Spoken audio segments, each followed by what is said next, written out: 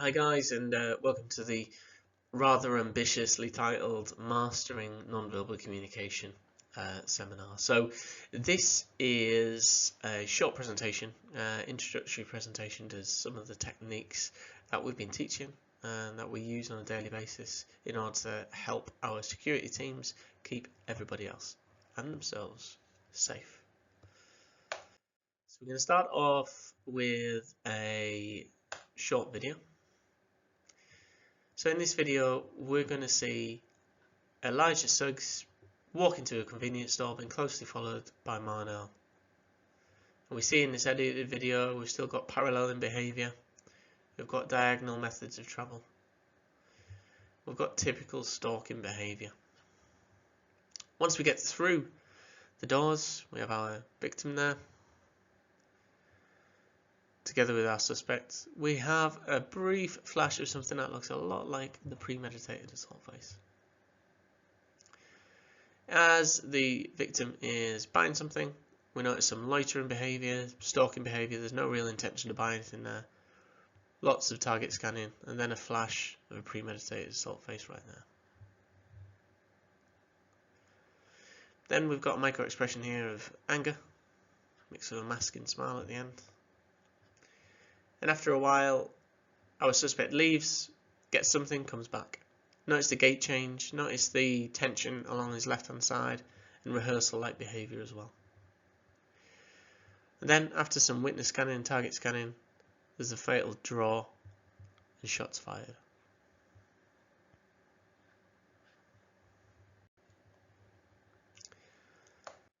So, my name is Gary Simpson, and I'm a veteran Royal Marine Commando, Coast Protection Officer, and I'm one of the founders of Special Projects Group, or SPG. And we are a training and security services company that specialise in anything from hostile environment awareness training to close protection and behavioural and NVC analysis. And my real passion for non-verbal communication analysis or body language analysis stems from my experiences in Afghanistan as a young Marine, where we first got introduced to very basic human intelligence training to help us make the most out of any interactions with civilians. And here we delved into techniques and information gathering, some basic information on body language analysis, and it's kind of kicked off a journey of building upon the knowledge of body language and adapting it to the battlefield. And the purpose of this talk is to highlight some of the ways that we've been using NVC to identify threats before they fully manifest. It's all about understanding the importance of non-verbal cues in threat detection and their applications for the wider security industry and security professionals in particular.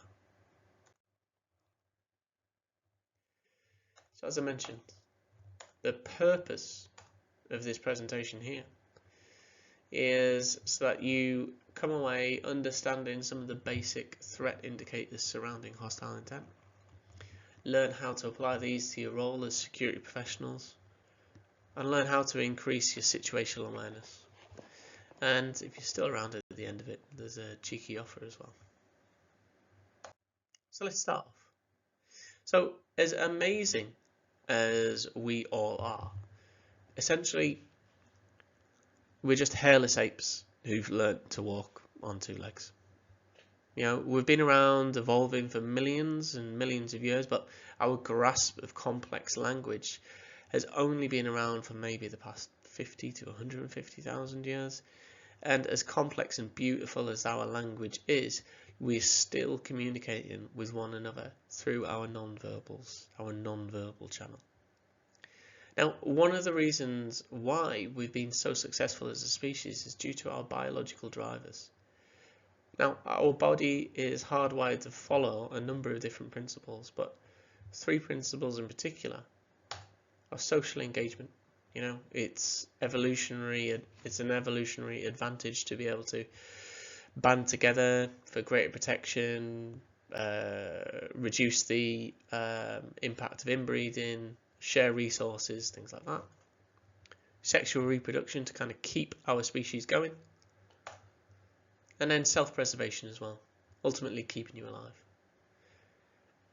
And we're here because ultimately, in order to keep our ancestors alive long enough to be able to reproduce, we've followed these three principles.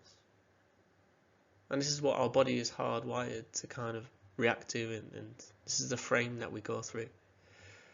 Now, this isn't a free pass for us to be going through the world Wild West style, fighting, friending, and fornicating with anyone who we want to. It just represents a very no-frills version of our brains. But luckily, though, our brains can kind of be looked at in a very oversimplified way in three components. So enter the Trian brain. So our brain, if you can imagine it in a very simplified way, is split into three different areas. We've got the neocortex, or the neomammalian complex, which is our new brain, our logical thinking center. We have the limbic system, or the paleomammalian brain, which is our emotional brain, and it contains the amygdala, which we'll do more on later.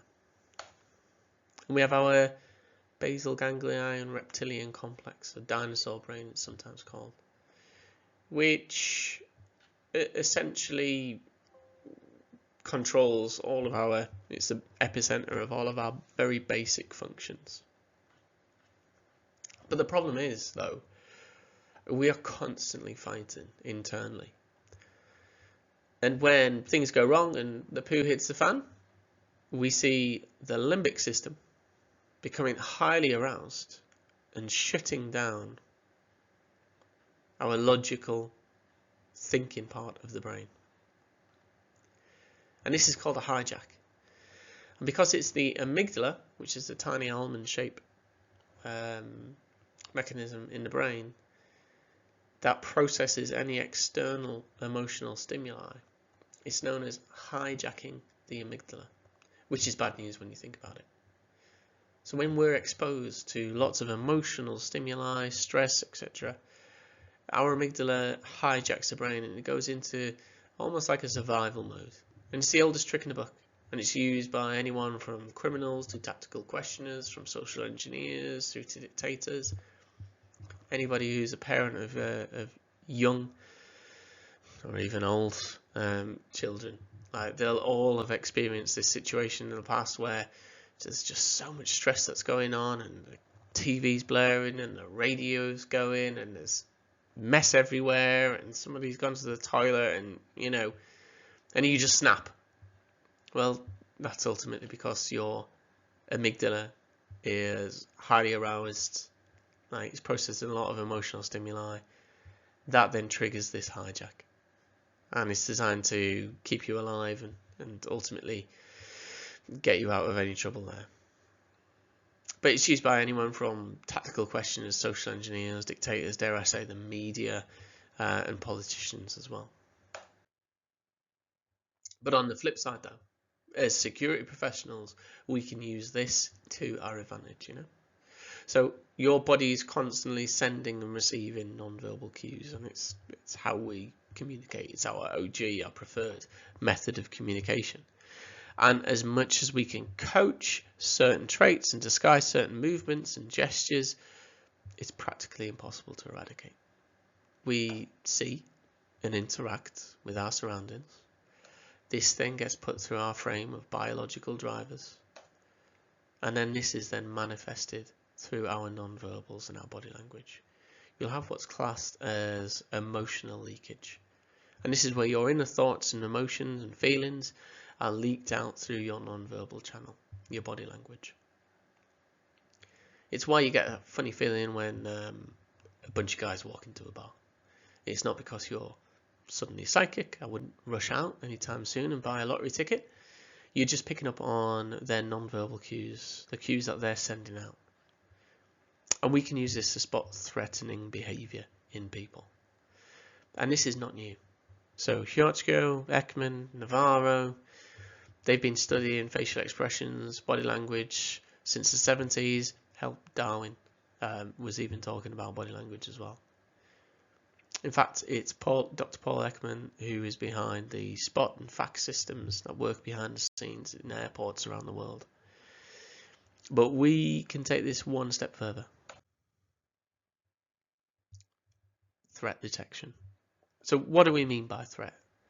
So threat we categorize in 3 parts. So we have hostile intent, which is what we're going to be talking about today. We've got duress, which involves trafficking, smuggling, coercion, so think about that. We've got deceit from social engineers, human hackers, con artists, industrial espionage. And what we like to do is we apply principles of threat detection based around NVC analysis. And we've separated them into 7 categories. These aren't a list, these are just tools to be used. We have facial expressions, highlighting the emotions that are linked to those 3 categories of threat. We've got body language or kinesics, which are exploring things like proxemics, gait change, tension, etc. We have biometric markers, so sweating, scarring, injuries. We have historic cues, so histories of the areas, histories of the person, the people, the events. We have environmental markers, geographics, atmospherics, environmental cues. I'm talking about things like vulnerable points, vulnerable areas, channels, natural lines of drift. We have verbals. Some people are surprised by that, but verbals are a big part of NVC analysis. So talking about threatening language, but specific language or exclusive language, inclusive language, passive language, active language. And we've got context as well. So an overarching context that applies to any of the engagements. But for the purpose of this talk, in this demonstration, we're going to be talking about hostile intent and facial expressions and kinesics in particular. So let's look at some of the emotions that are linked to hostile intent. So as we know, whenever we're looking at facial expressions, we're looking at the facial expressions that are linked directly to those emotions. And they're a great tool for us. They give us an insight into the emotional makeup of people around us. And with hostile intent, there are a number of emotions that we can associate with sporadic attacks and hostile intent. And those are fear, anger, disgust, and contempt. Now, fear is manifested by raised upper eyelids, like raise your eyebrows, pull them together, pull your lips horizontal as if you're making a eek sound. We've got anger. So pull your eyebrows together and towards your nose, create an intense stare, clench your teeth and lower your jaw slightly. We've got contempt. So raise one cheek to create a half smile. Raise your chin slightly as if you're looking down on somebody, narrow those eyes and have an upturned asymmetrical lip, which is a posh way of saying a snarl. And then we have disgust. So you wrinkle your nose, lift that top lip up towards the nose, narrow your eyes, furrow your brows slightly to narrow them as well. And we can see these micro expressions on the subjects that we've just witnessed in the video there. But on top of that, we've also got the premeditated assault face and the loss of impulse control face as well. So the loss of impulse control face and the premeditated assault face are 2 facial expressions that were first identified by Paul Ekman, a psychologist and expert in nonverbal communication. Now, Ekman developed the facial action coding system and spot system, which are used for coding facial movements essentially. And it's in fact the research on the loss of impulse control face, premeditated assault face, is based on his observations and his team's observations of people who've been convicted of assault or victims of assault. And he found that these two facial expressions were common amongst these individuals, particularly in the moments leading up to assault. The premeditated assault face, for example, that was first identified from the assassination attempt of President Nixon by John Hinckley, where the expression on his face was witnessed and categorized against data taken from multiple attacks. So let's take a look at a video of some of those facial expressions in action. And we can see this face in previous examples using CCTV, where we see brief flashes of the premeditated assault face, followed by contempt and then a bit of a masking smile at the end of it.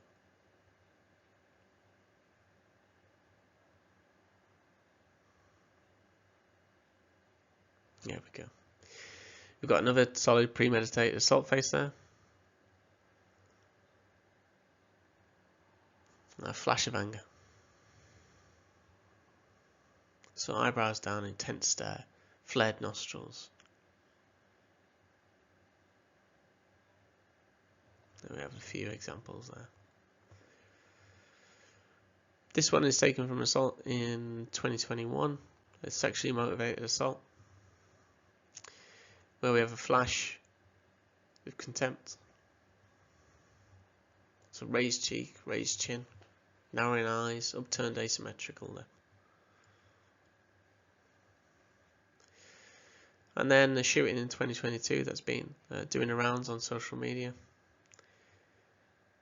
where we see a look of fear right before the shooter withdraws and adopts a more stable firing position. Now, micro expressions are great when you've got crystal clear CCTV or you're face to face with a person, but the reality is you might not always see that, and you can't always rely on it as well. So luckily we have kinetic cues as well. So one of the key takeaways from this very short demo is the benefit of reading what we class as rehearsal-like behavior. So rehearsals are a powerful tool for us to use in security. They're emotional leakage related to items that cause stress. So we use them for guns, concealed weapon, open carry,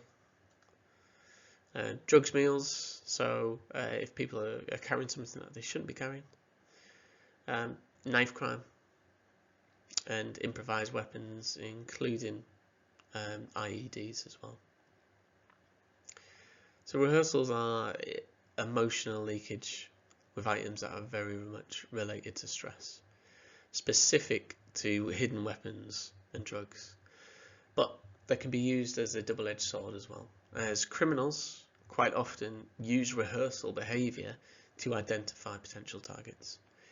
So how many of you have either been on a subway or walking around a busy shopping centre or a train station and you've seen this sign here? So what's the first thing that you do? Well, if you're anything like 99% of the people that are out there, you'll likely have a response triggered where you'll check where your valuables are. So if it's a high risk pickpocket area, I'd usually, right, where's my phone? Where's my wallet? I'll be tapping where my wallet is to try and place it. And criminals essentially will put lookouts and dickers or essentially their accomplices by these signs, and they'll ultimately see where it is. And it's the same type of behavior, you know. So let's take a look at this video highlighting some of the spectrums of rehearsals.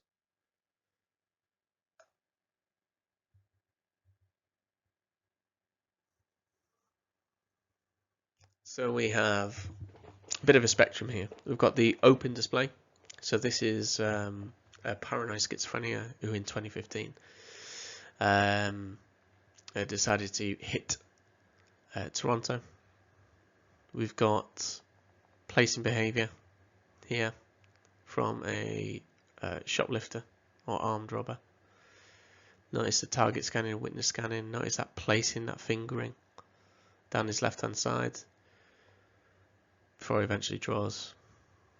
It can be even used in like large weapons. So this man carrying an axe, he blades away, touches, and then swings. Can also be used in transit. So notice that guy, he's got tension along his left hand side where he's carrying the weapon as well. And then the concealed carry, where we see it here. Sorts of fingering, placing, supporting.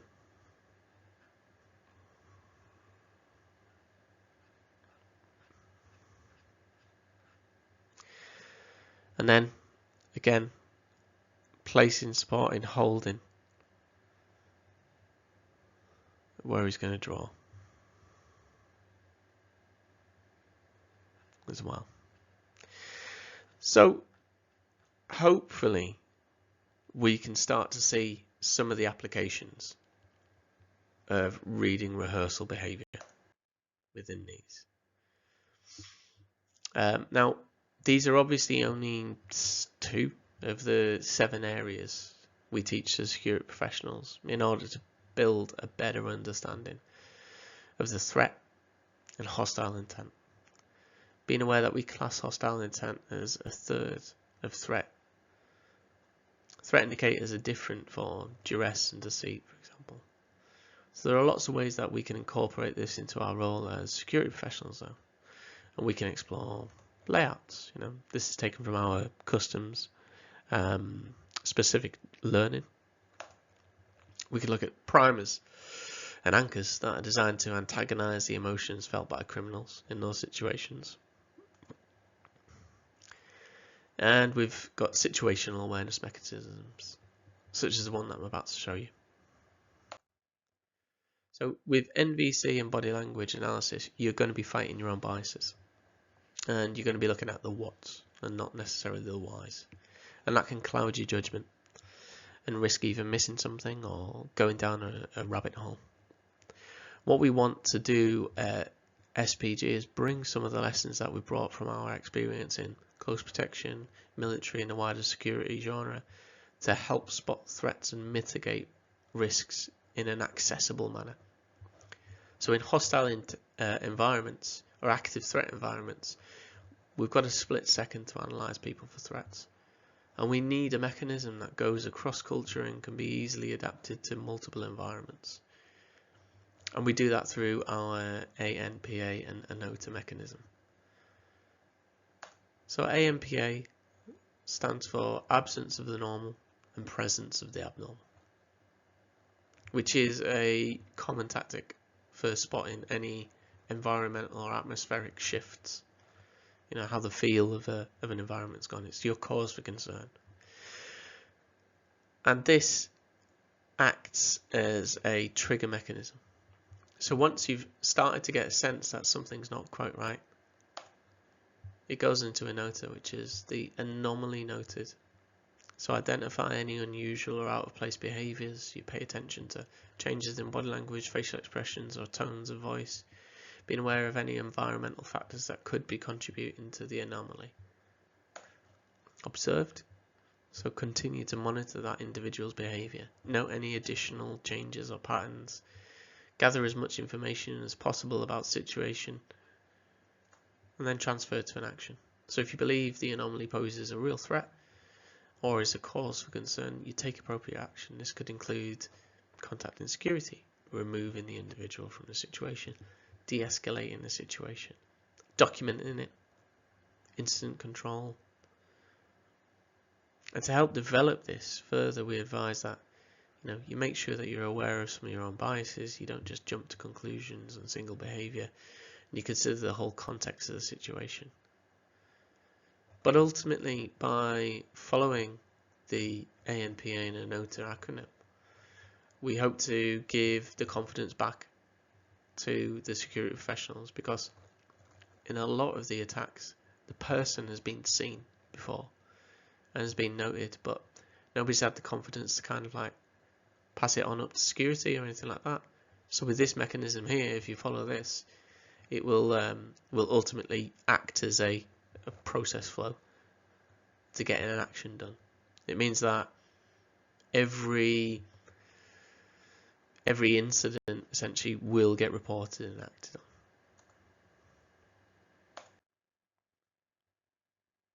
And that's that. So I promised a special offer at the end. So for those of you who are interested, we've just recently launched our foundation course for non-verbal communication within the security environment. It's a 100% online course and assessments. It's accessible anytime, anywhere. It's fully interactive using cutting-edge techniques that we've developed on some of the most hostile environments around. Now, the special offer is allows you to get 10% off just by scanning the QR code, or if this does go out online, I'll include the link to the course as well.